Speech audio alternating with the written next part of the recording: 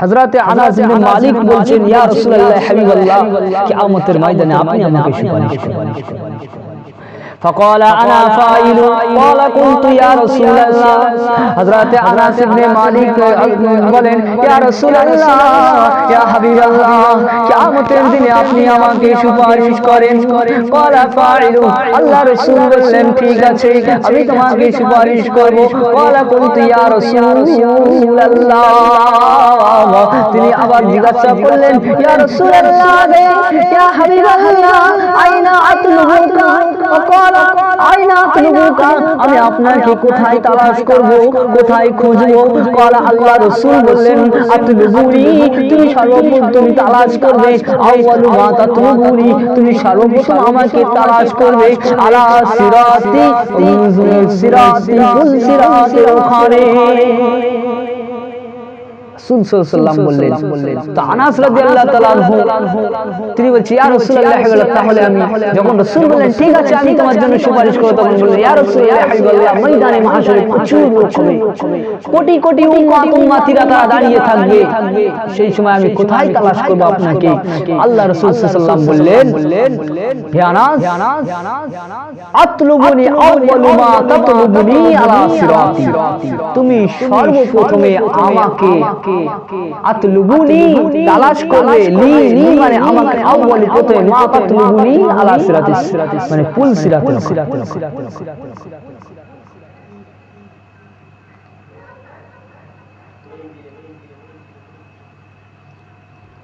ফাইল্লাম আলকা, হযরত আনাস রাদিয়াল্লাহু তাআলা আনহু বললেন, যদি ওখানে না পাই, আলা সিরাতি কুল সিরাতের ওখানে যদি আপনাকে না পাই, ক্বালা ফাআতলুবুনি মিজানা, আল্লাহ রাসূল সাল্লাল্লাহু আলাইহি ওয়াসাল্লাম বললেন, হে আনাস, যদি কুল সিরাতের ওখানে না পাও, তাহলে মিজানের ওখানে গিয়ে আমাকে তালাশ করবে।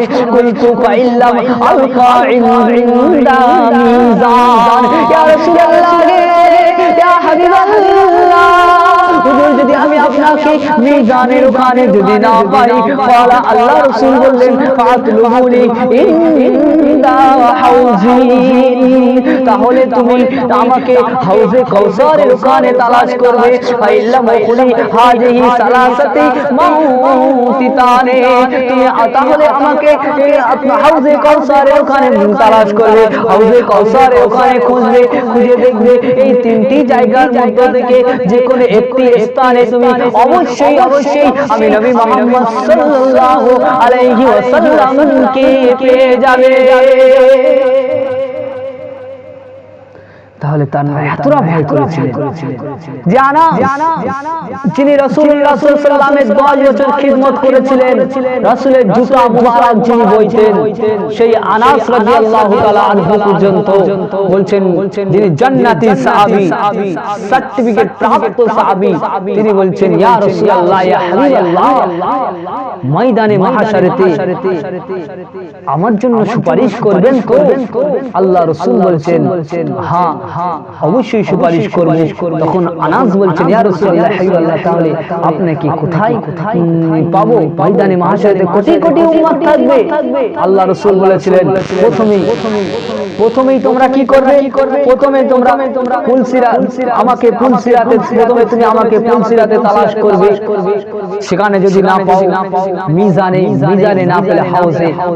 জেনে রাখো এই তিনটি জায়গার মধ্যে থেকে যে কোনো একটি জায়গায় অবশ্যই আমি রাসূল আমাকে ময়দানে মাহশারে কঠিন আযাবের দিনেতে যখন কিনা সিংহায় ফুৎকার দেওয়া হয়ে যাবে, তারপর ঝাঁকে ঝাঁকে মানুষ সমবেত হবে, একত্রিত হবে। তারপরে কি হবে? দীর্ঘ একটা সময় অতিবাহিত হয়ে যাবে, বিচার কাজ শুরু হবে। তিরমিজি শরীফের ভিতরে হযরত আবু হুরায়রা রাদিয়াল্লাহু তাআলা বর্ণনা করছেন, তিরমিজি শরীফের ভিতরে একটা হাদিসে সৈয়দ আবু হুরায়রা রাদিয়াল্লাহু তাআলা বর্ণনা করছেন,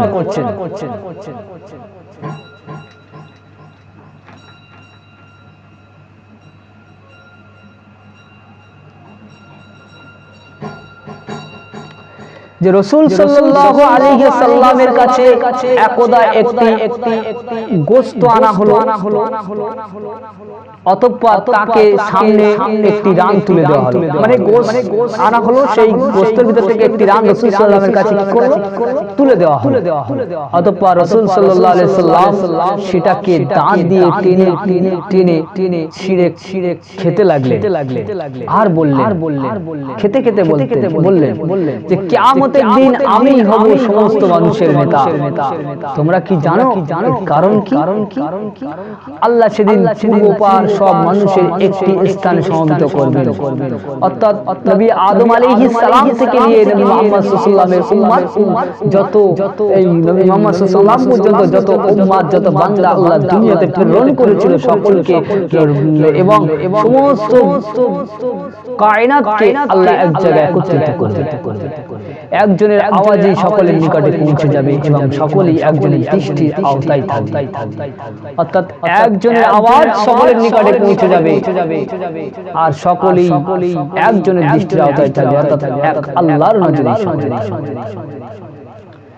সূর্য তখন এই ময়দানে মাহশারের সময় সূর্য মাথার একবার দেখলাম এক হাত উপরে চলে আসে। মানুষ সীমাহীন দুর্ভোগ ও সামর্থ্য অতীত দুশ্চিন্তায় পতিত হবে, অর্থাৎ মানুষ যে যেমন পাপ করেছে সেই তাপে মাটি পুরো তামা হয়ে যাবে, মাথার ঘেনুগুলো টকবক টকবক করতে থাকবে, বিপর্যয় একটি আযাব কঠিন একটা পরিস্থিতি তৈরি হবে।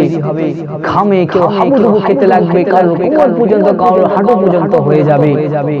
তারা একে অপরকে বলবে, তোমরা কি এই দুঃখ এই বিপদ দেখতে পাচ্ছ না?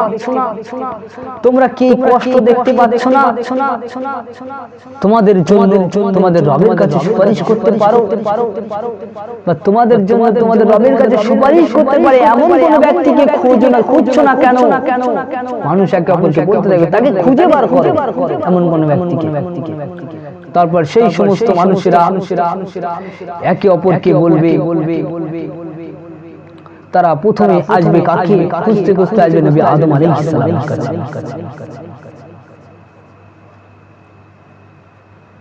বলে চলো আমাদের সকলকে নবী আদম আলাইহিস সালামের কাছে যাওয়া উচিত, তার কাছে। কাজেই তারা আদম আলাইহিস সালামের কাছে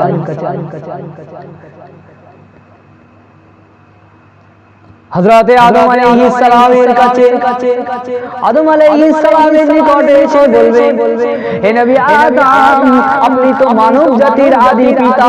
আল্লাহ আপনাকে তার নিজের হাতে আপনাকে সৃষ্টি করেছেন, আপনার জন্য তো তার সৃষ্ট রূহ ফুঁক দিয়েছেন, অতঃপর ফেরেশতাদের নির্দেশ দিলে তারা আপনাকে সিজদা করেছেন।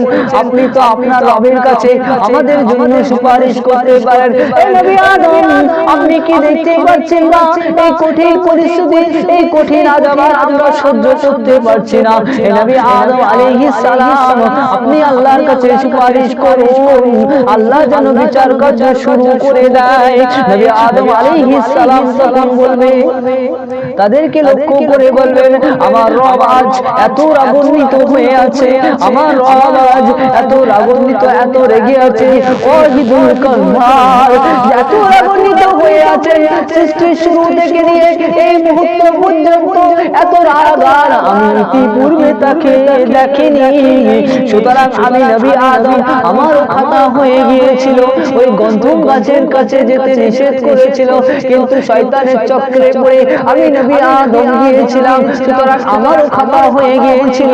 আমি নবী আদম আলাইহিস সালাম, আমি এই ব্যাপারে তো আমি আল্লাহর কাছে কিছুই বলতে পারবো না, আমার উপায় কি হয় আমি সেটাই নিয়ে চিন্তিত আছি। যাও তোমরা যাও নবী নূহ আলাইহিস সালামের নিকটে চলে যাও। তারা কি করবে? ওই সমস্ত মানুষেরা তারা নবী নূহ আলাইহিস সালামের কাছে,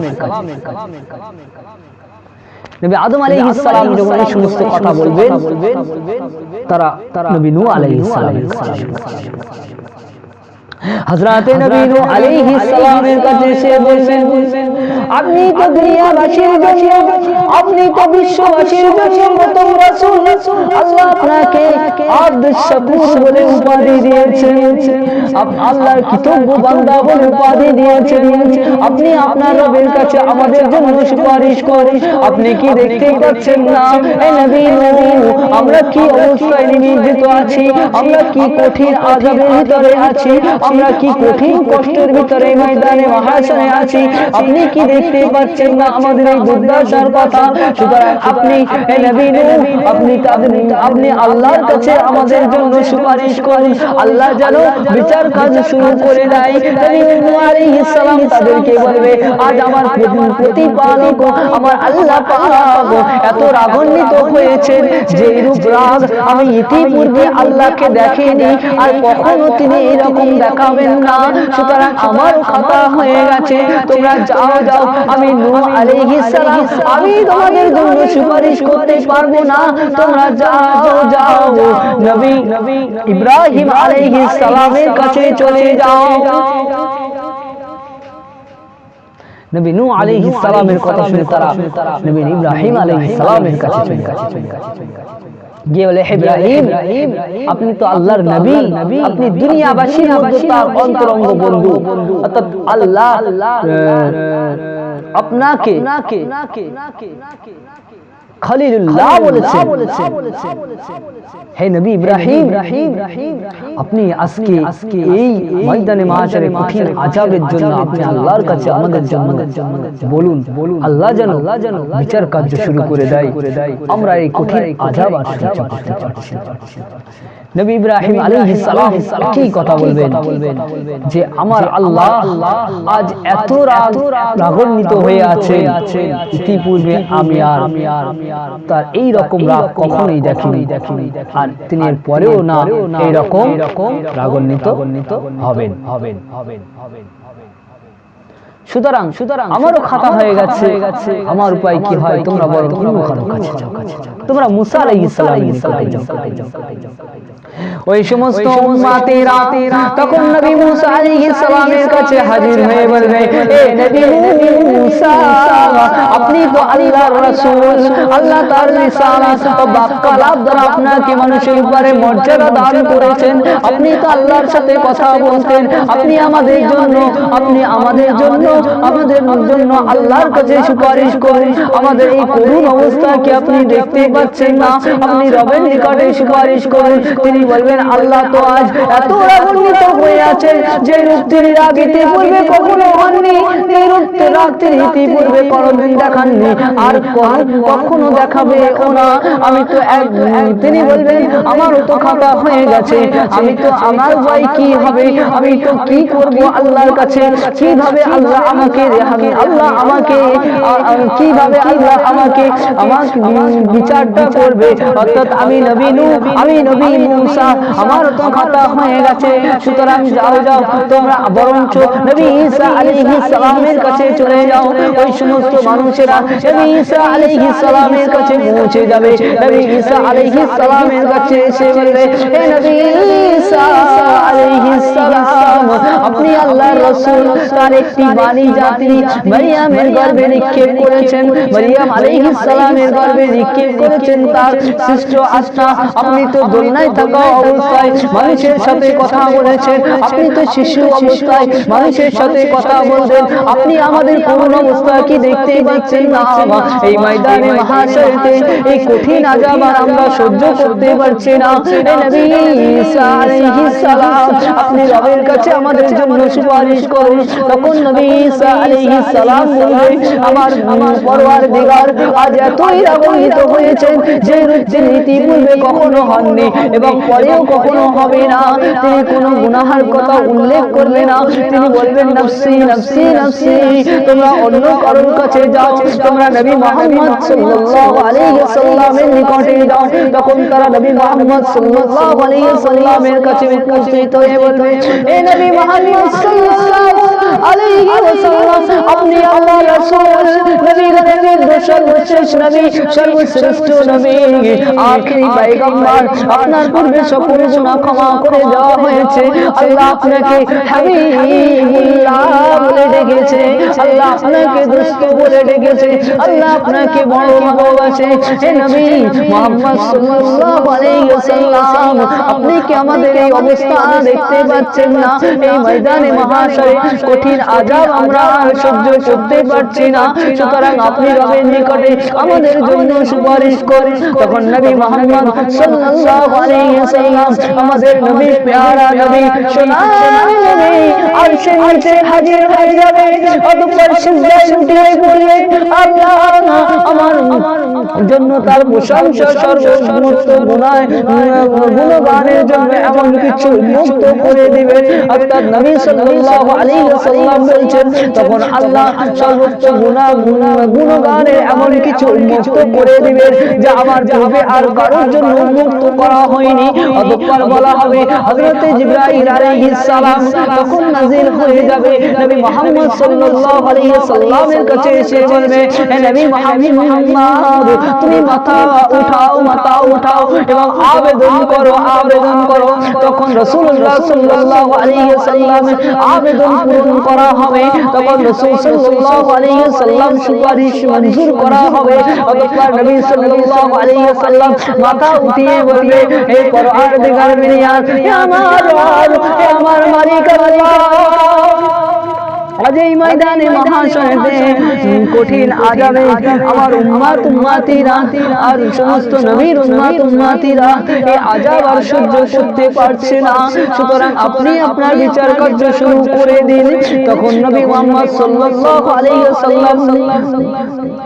ওয়াসাল্লামকে আল্লাহ পাক নির্দেশ দেবেন তোমার উম্মতের মধ্যে যাদের কোনো হিসাব নিকাশ নেই অর্থাৎ যারা বিনা হিসাবে জান্নাতে যাবে তুমি তাদেরকে বেহেশতের দরজা দিয়ে প্রবেশ করাও এইভাবে আল্লাহ পাক রব্বুল আলামিন রাসূলুল্লাহ সাল্লাল্লাহু আলাইহি ওয়াসাল্লামের সুপারিশ রাসূলুল্লাহ সাল্লাল্লাহু আলাইহি ওয়াসাল্লামের আরজি তিনি কবুল করে নেবেন যখন নবী মুহাম্মদ সাল্লাল্লাহু আলাইহি ওয়াসাল্লাম আরশের নিচে হাজির হয়ে সিজদায় পড়ে যাবেন কাঁদতে থাকবেন আল্লাহ পাক রব্বুল আলামিন জিবরাইল আলাইহিস সালামকে পাঠিয়ে দিয়ে বলবে হে জিবরাইল যাও আমার হাবিবের কাছে চলে যাও গিয়ে বলো হাবিব আল্লাহ বলেছে আপনি আপনি আবেদন করবেন আল্লাহ আপনার আবেদন পূরণ করবেন তখন রাসূলুল্লাহ সাল্লাল্লাহু আলাইহি ওয়াসাল্লাম আবেদন করবেন আল্লাহ বলবেন হে নবী মুহাম্মদ সাল্লাল্লাহু আলাইহি ওয়াসাল্লাম হে আমার দোস্ত হাবিব আমার তোমার যে সমস্ত উম্মতের মধ্যে যাদের হিসাব নিকাশ নেই যারা বিনা হিসাবে জান্নাতে যাবে তুমি তাদেরকে সর্বপ্রথম নিয়ে জান্নাতের ডান দরজা দিয়ে প্রবেশ করাও অর্থাৎ তখনই বিচার কার্য শুরু হয়ে যাবে তাহলে রাসূলুল্লাহর আমরা এই হাদিস দ্বারা বুঝতে পারলাম কি রাসূলুল্লাহর শাফাআত সুপারিশ ছাড়া ময়দানে মাহশরে বিচার কার্য শুরু হবে না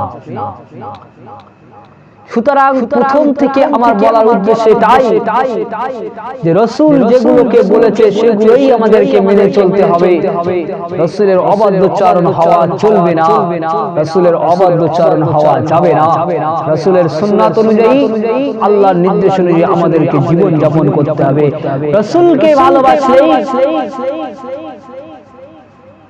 ময়দানে মাহশরে শাফাআত সুপারিশ নসিব হবে রাসূল বলছেন মান আহাব্বা সুন্নতি ফাকাদ আহাব্বানি ওয়া মান আহাব্বানি কানা মাই ফিল জান্নাহ যে ব্যক্তি আমার সুন্নাতকে অনুসরণ করে আমার সুন্নাতকে মেনে চলল আমার সুন্নাতকে আঁকড়ে ধরল সুন্নাতের উপরে জীবন যাপন করল আমি রাসূলুল্লাহ সাল্লাল্লাহু আলাইহি ওয়াসাল্লাম ময়দানে মাহশরে তাকে নিয়ে জান্নাতে যাব